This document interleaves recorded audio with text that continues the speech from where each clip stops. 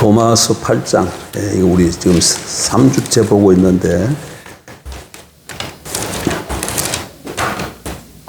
오늘 다 살펴보도록 하겠습니다. 로마서 8장 1절.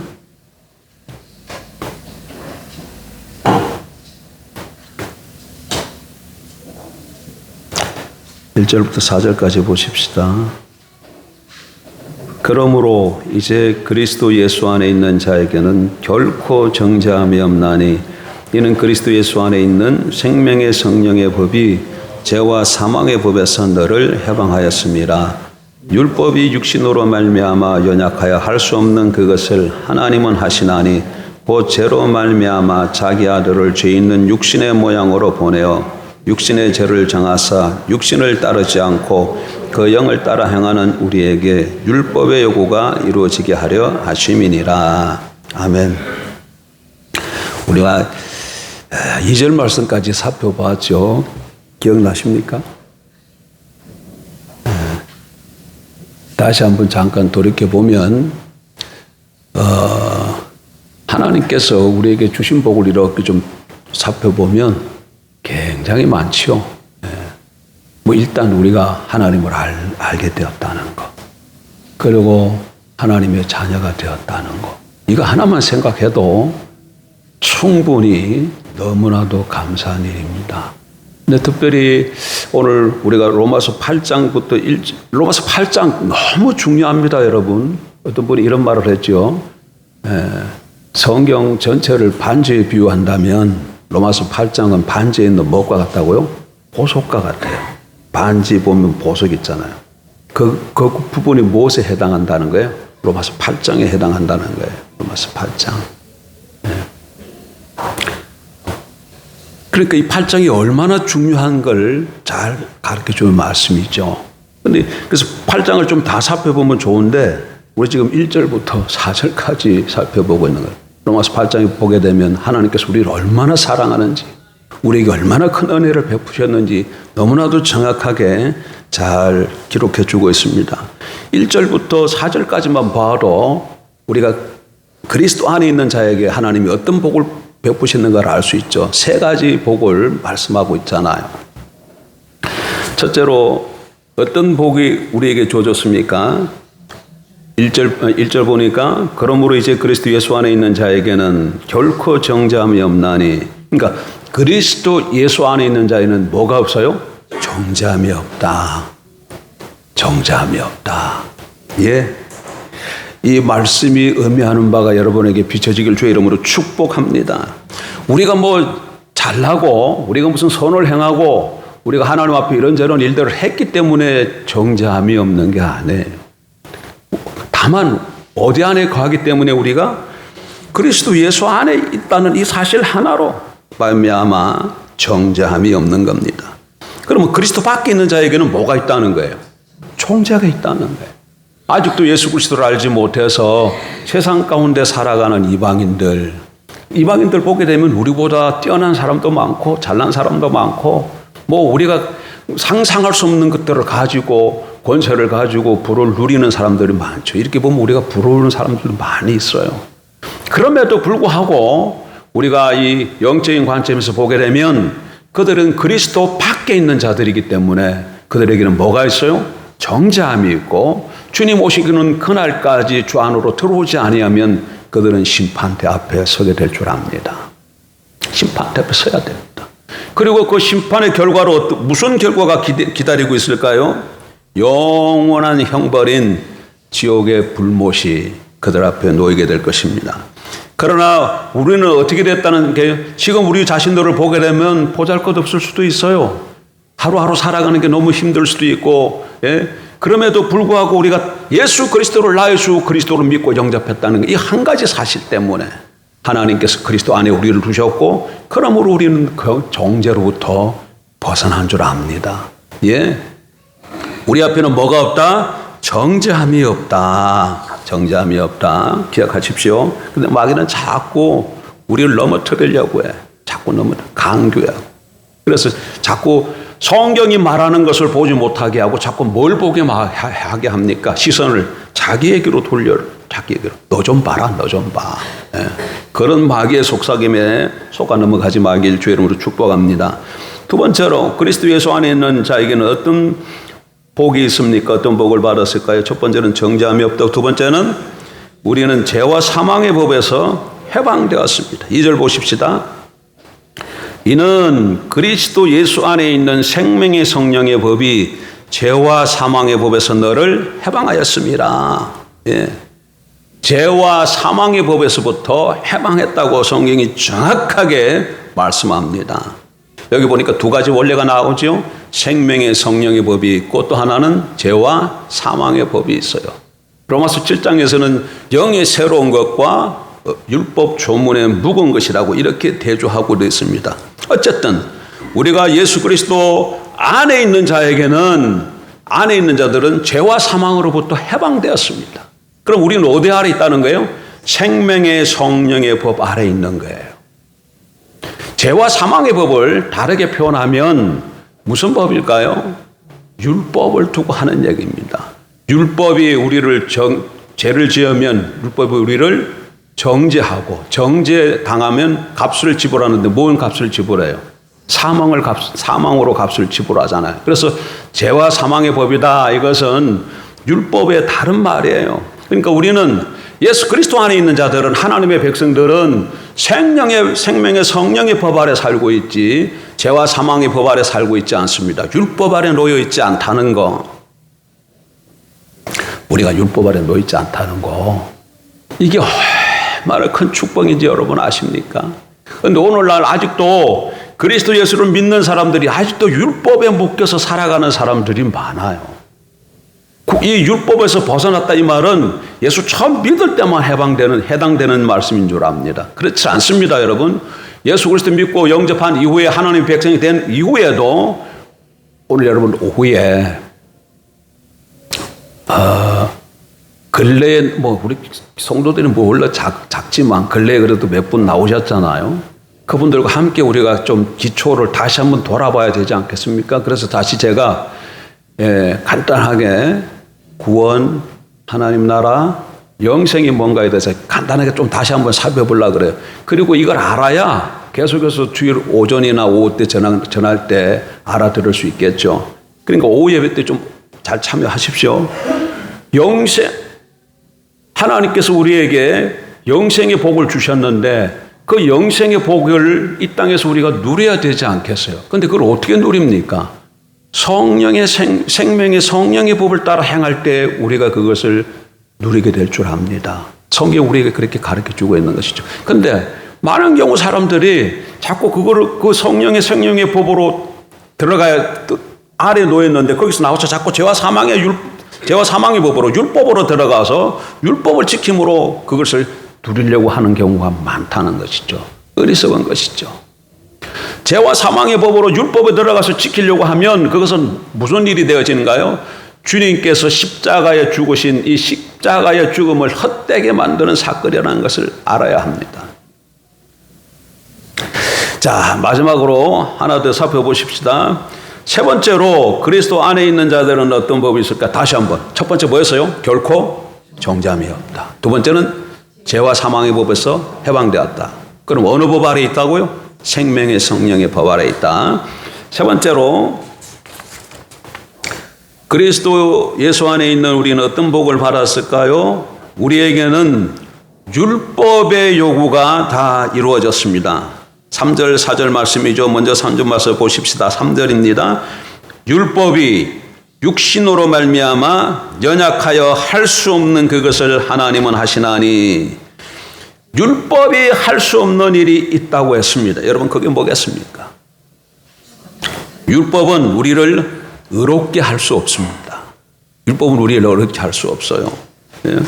율법은 우리를 어렵게 하려고 애를 쓸지 모르겠어요. 그러나 결코 우리를 어렵게 할 수 없습니다. 왜 그렇습니까? 율법에 무슨 책임이 있는 것일까요? 아니죠. 그렇지 않습니다. 율법을 누가 주셨나요? 율법은 여러분 하나님이 주신 거예요. 하나님이 율법을 주신 것입니다. 율법에 잘못이 있는 것이 아닙니다. 여러분 7장 12절 말씀 한번 보세요. 7장 12절 이로보건대 율법은 거룩하고 계명도 거룩하고 의로우며 선하도다. 율법이 잘못이 있다고 얘기합니까? 아니에요. 율법에 잘못이 있다고 말하고 있지 않습니다. 그러면 누구에게 잘못이 있는 것일까요? 육신을 입고 있는 우리에게 잘못이 있는 거예요. 육신을 입고 있는 우리에게. 육신으로 말미암아 연약하여 할 수 없는 우리에게 문제가 있는 것이죠. 우리의 육신은 연약하기 때문에 율법에 나와 있는 이 모든 조항들을 다 지킬 수 없어요. 이때까지 우리가 잘 지켜왔다 할지라도 가능하지도 않지만 잘 지켜왔다 할지라도 오늘 한번 율법을 살짝 하나 어겨버리면 이제까지 지켜왔던 이 율법 지킨 것이 허사가 되어버리는 거예요. 허사가 되어버려요. 그렇기 때문에 이 율법으로 말미암아 율법을 지킴으로 말미암아 의롭다함을 받을 사람은 성경은 아무도 없다고 그렇게 말씀하고 계시는 것이죠. 그러니까 율법으로 의롭다함을 받지 못한다 이 말은 다르게 말하면 어떻게 되는 거예요? 율법으로 의롭다함을 받지 못한다 그러면 율법이 하는 일이 뭐예요? 나중에 다시 한번 세 가지를 연결시켜서 살펴보겠지만 율법 아래에서 율법을 지키지 못했다 그러면 당장 어떻게 된다는 얘기입니까? 정죄 아래 놓인다는 거예요. 율법이 우리를 심판하기 때문에 정죄 아래 놓이게 되세요. 예.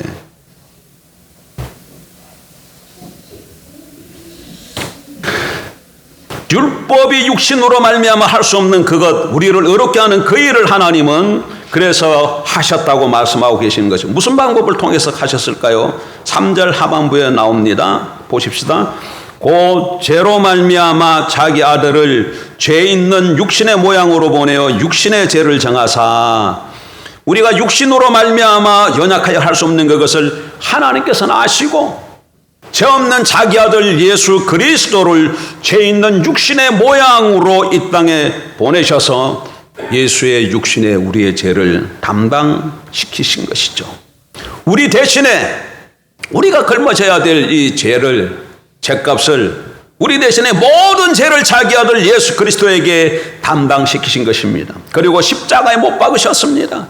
그렇게 하심으로 우리를 어렵게 해주신 것이죠. 그 결과가 어떻게 되었을까요? 4절입니다. 육신을 따르지 않고 그 영을 따라 행하는 우리에게 율법의 요구가 이루어지게 하려 하심이니라. 예수 그리스도가 하나님의 아들이신 예수 그리스도가 이 땅에 오셔서 우리의 모든 죄를 걸머지고 십자가에 죽으심으로 말미암아 뭐가 이루어졌다고 말씀합니까? 율법의 요구가 이루어졌다고 말씀하고 계셔요. 율법의 요구가 성취되었다는 것입니다. 그래서 예수님께서 십자가에 돌아가실 때 마지막으로 하신 말씀이 뭔가요? 다 이루었다. 율법이 요구하는 모든 바를 다 지불했다는 뜻입니다. 율법의 요구를 다 응하셨습니다. 그렇게 함으로써 우리를 어렵게 하신 줄 믿습니다. 여러분 율법이 무엇을 요구하시는 줄 압니까? 율법을 범하는 자에게 율법이 뭘 요구하는 줄 아시나요? 죄의 삭은 무엇이라? 사망이라. 예. 법대로 심판하십시오 하면서 율법이 우리에게 뭘 요구하느냐? 율법이 하나님께 요구하는 것은 죄를 범한 저와 여러분을 요구한 거예요. 저 사람 보세요. 죄 범했잖아요. 화를 내고 거짓말하고 사기치고 미워하고 시기 질투하고 하나님 보십시오. 죄를 범하지 않았습니까? 여러분 죄 그러면 기도를 너무 열심히 해. 예, 감사하니. 우리는 실행죄만 자꾸 생각해. 우리 몸으로 짓는 죄. 예, 그것도 죄입니다. 그러나 하나님은 겉으로 드러나는 죄만 보시는 게 아니라 무엇도 보신다고 마음으로 짓는 죄도 봐. 마음으로. 이게 더 무서워요. 더 무서워. 네. 형제를 향하여 라가라 하는 자마다 지옥불에 들어갈 것이요. 여인을 보고 음욕을 품는 자마다 간음죄를 범하였느니라. 그러니까 겉으로 짓는 것뿐만 아니라 내면적으로 짓는 것도 다 하나님이 보시는데 그 하나님 앞에서 어렵다고 할 사람이 누가 있겠어요? 그리고 그런 죄 하나님만 지키면 마귀가 딱 지켜보고 있다가 하나님 보십시오. 저 사람 죄 지었습니다. 이렇게 정죄하지요. 그러니까 그렇게 되면 뭘 어떻게 해야 돼? 우리가 죽어야 돼. 죄값은 사망이기 때문에 죽어야 되는 거예요. 그런데 이 죄 문제를 하나님이 어떻게 하셨다고요? 다 당신의 아들을 보내셔서 죄 없으신 당신의 아들을 죄 있는 사람의 모양으로, 죄가 있는 건 아닙니다. 예수 그리스도가 죄가 있는 건 아니에요. 죄가 있는 사람의 모양으로 보내셔서 우리의 모든 죄를 당신의 육신에게 걸머쥐워서 담당하게 하신 것이죠. 그러니까 율법이 요구하는 그것을 누가 그 요구를 감당하셨다는 거예요? 예수 그리스도께서 감당하신 것이죠. 율법이 우리를 요구했는데, 죄범한 우리를 요구했는데, 하나님은 우리 대신 누굴 내주셨다고요? 예수 그리스도를 내주신 것이죠. 그래서 이 율법의 요구를 성취하셨어요. 그래서 누구든지 예수 그리스도를 믿고 영접한 자들은, 그럼 우리는 다 어떤 사람이, 그리스도 안에 있는 사람들은 어떤 사람들입니까? 율법이 성취된 사람들의, 율법의 요구를 이룬 사람들이라는 것을 믿으십시오. 자, 그러면 지금 첫 번째, 두 번째, 세 번째를 1절부터 4절까지 우리가 쭉 살펴봤는데, 이것이 어떤 관계가 있는가, 어떻게, 지금 우리는 한 대지 살펴봤잖아요. 근데 이 세 가지가 연결이 되어 있어요. 거꾸로 돌아가 보십시다. 예수 그리스도로 말미암아 율법의 요구가 우리가 이루어졌습니다. 율법의 요구가 이루어졌다. 그러면 이게 무슨 의미를 가지는 것일까요? 율법이 성취되었다, 그런 얘기예요. 그러면 율법으로부터 벗어나게 되는 거예요. 율법의 요구가 이루어졌기 때문에 율법에서부터 벗어나게 되는 것이죠. 그러면 율법에서 벗어나게 되지만 무슨 결과가 가져오게 될까요? 정죄함이 없게 되는 거예요. 다시 한번, 그럼 처음부터 다시 내려오면, 성경은 그리스도 안에 있는 자에게 정죄함이 없다고 얘기합니다. 어떻게 우리가 정죄함이 없습니까? 죄와 사망의 법에서부터 우리가 벗어났기 때문에. 그럼 죄와 사망의 법으로부터, 율법으로부터 우리가 어떻게 벗어났습니까? 예수 그리스도가 율법의 요구를 성취하시고 우리에게 은혜로 주셨기 때문에. 위에서부터 내려오든지 거꾸로 올라가든지 간에 이게 다 관련이 있는 거예요. 율법의 요구가 성취되었기 때문에 죄와 사망으로부터 벗어났고, 죄와 사망으로부터 벗어났기 때문에 우리에게 뭐가 없다는 거예요? 정죄함이 없는 겁니다. 다시, 왜 정죄함이 없는가? 율법으로부터 우리가 벗어났기 때문에. 왜 어떻게 율법으로부터 벗어날 수 있었나? 율법의 요구가 성취되었기 때였다. 예. 그래서 이 1절부터 4절 말씀까지 여러분 좀 붙드시고 살아가게 되길 주 여러분 축복합니다. 그러면 이렇게 하나님으로부터 말할 수 없는 이 큰 은혜를 입었는데, 이런 은혜를 입고 보니까 어떤 사람은 이런 생각을 할 수, 쓱 생각이 들 수도 있죠. 마귀가 그런 생각을 넣어줄 수도 있습니다. 우리가 정죄함이 없고 또 율법에서 벗어났고 율법 요구가 성취되었으니까 그럼 이제는 내가 좀 막 살아도 되는 거 아니야? 마음대로 좀 살아도 되지 않나? 이런 생각이 쓱 들어올 수가 있죠. 그런 분이 계시다면 로마서 1장 1절부터 다시 읽어야 됩니다. 다시 읽을 수는 없으니까 6장 1절 2절만 우리가 좀 보십시다. 6장 1절 2절. 바울이 그 부분을 염두에 두고 6장을 쓰셨어요. 사도 바울이. 6장 1절. 그런즉, 같이 읽으십시다. 그런즉 우리가 무슨 말을 하리요? 은혜를 더하게 하려고 죄에 거하겠느냐? 그럴 수 없느니라. 죄에 대하여 죽은 우리가 어찌 그 가운데 더 살리요? 예. 하나님이 우리를 은혜 가운데 살게 하신 목적이 무엇입니까? 죄와 상관없는 자가 되라고 그렇게 해주신 것이죠. 죄와 상관없는 자가 되라고. 그런데 어떻게 우리가 죄를 지으며 살 수 있겠습니까? 논리적으로 맞지 않다는 것입니다. 죄에서 떠나라고 우리를 은혜 가운데 거하게 하셨는데 우리가 어떻게 은혜 아래에 산다고 마음대로 죄를 지으면서 살 수 있겠느냐? 이런 물음입니다. 여러분, 탕자 비유를 다시 한번 생각해 보세요. 탕자가 집을 떠날 때는 어떤 마음을 갖고 떠났을까요? 이제 아버지부터 좀 벗어나서 돈도 많고 재산, 부도 있으니까 내가 좀 마음껏 좀 살아보리라. 그런 마음을 갖고 떠났을 거예요. 그리고 그렇게 살았어요. 그렇게 살았어요. 그래서 집에 돌아왔을 때 마지가 뭐라고 얘기합니까? 자기 동생을 두고 뭐라고요? 창기와 더불어서 아버지 재산을 다 말아먹은 자가 아닙니까? 이렇게 평하잖아요. 그렇게 살았어요. 아버지를 떠났을 때. 그러나 탕자가 회개하고 아버지 집으로 돌아올 때는, 그때는 그럼 어떤 생각을 가지게 되었을까요? 예? 아버지, 내가 잘못했습니다. 이제는 내 뜻대로가 아니라 아버지의 뜻대로 생각대로 살겠습니다. 아버지 말씀에 순종해서 이런 생각을 가지고 돌아오지 않았을까요? 예? 아버지가 품꾼 가운데 하나로 이렇게 받아주면은 옳다구나 그거 갖고 끼니를 때우고 먹고 살고 그럼에도 불구하고 내 마음대로 살 거야. 그러면서 돌아왔을까요? 아니죠. 그런 마음으로 돌아오지 않았을 것입니다. 그러므로 이제 우리도 육신을 쫓아 살지 않고 성령의 인도하심을 바라면서 우리의 삶을 성령님께 맡기면서 살아가는 저와 여러분들에게 주의 이름으로 축복합니다. 그게 4절 말씀이에요. 4절 다시 한번 보세요. 로마서 8장 4절 육신을 따르지 않고 그 영을 따라 행하는 우리에게 육신을 따르지 않고 뭘 따라 행해야 된다고 말씀합니까? 영을 따라. 이때 이 영은 뭐예요? 성령이에요. 성령이에요. 아까 저게 생명의 성령의 법 아래 있지 죄와 사망의 법 아래서 벗어났다 그렇게 말씀드렸잖아요. 우리에게는 그러니까 무슨 법이 있는 거예요? 율법에서는 벗어났지만 우리에게 무슨 법이 있어요? 생명의 성령의 법이 있는 거예요. 우리 안에 성령님이 거하십니다. 여러분 안에 성령님이 거하시는 걸 아시죠?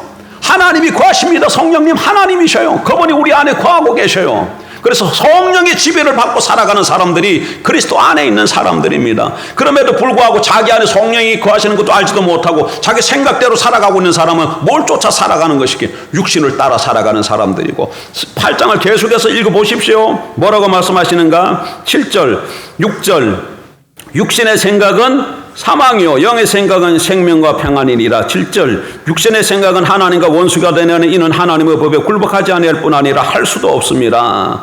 8절 육신에 있는 자들은 하나님을 기쁘시게 할 수 없느니라.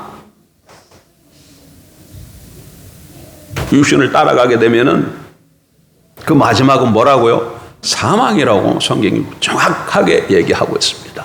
영을 따라 살아가면 그 마지막은 생명이라고 정확하게 말씀하고 있습니다. 그래서 늘 성령님을 추구하십시오. 그리고 기다리십시오. 무슨 일을 결정해야 될 때가 있으면 하나님 앞에 나와서 성령님께 여쭤봐. 그리고 기다리십시오. 말씀 안 하면 기다리세요. 계속 기다리십시오. 그 기다리는 동안은 어떻게 해야 돼? 지금까지 내게 말씀하신 거, 상식적으로 알고 있고 지금까지 내게 말씀하신 거, 그걸 그대로 유지하고 있는 거예요. 그러다가 하나님이 말씀하시면, 성령이 말씀하시면 그때 행동으로 옮기면 될 줄 믿습니다. 하나님의 백성들은 그리스도 안에 있는 자들에게는 성령이 함께 하시고 성령이 말씀하십니다. 성령을 의지하며 살아감으로 그리스도 안에서 주신 영생의 축복을 이 땅에서도 마음껏 누리고 살아가는 저와 여러분 되길 주의 이름으로 축복합니다. 기도하십시다. 좋으신 하나님,